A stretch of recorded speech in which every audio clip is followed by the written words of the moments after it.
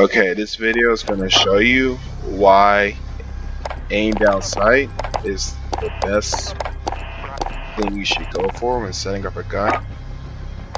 Pretty much, aim down sight means you're going to be the first person to get to your sight before they do.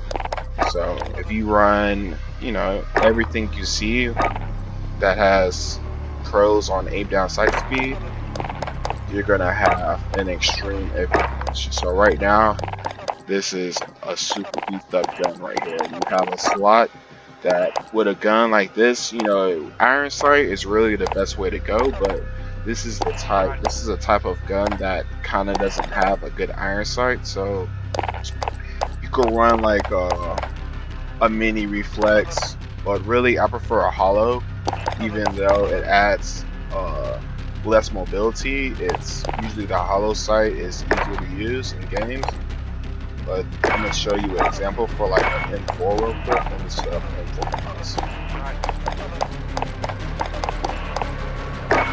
Okay, so like on an M4 I would run, like the Predator. This is if you have everything unlocked, of course. I would run like the Predator with the everything that increases aim down sight speeds, no stock. Let me see. I run SOCOM rounds, even in Search and Destroy, but Ground War you might opt in.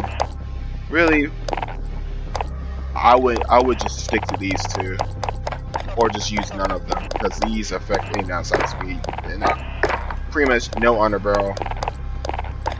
But pretty much you got a slot left. I would use slide on hands, SOCOM, so that's all.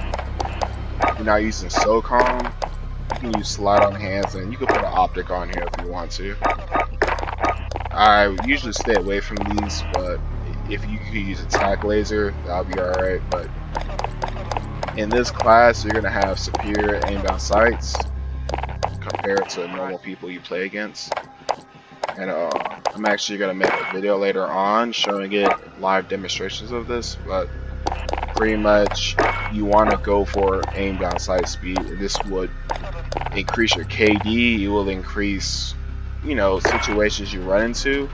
You're going to have a great advantage because you're going to be the first guy to aim down sight at your target and get more kills.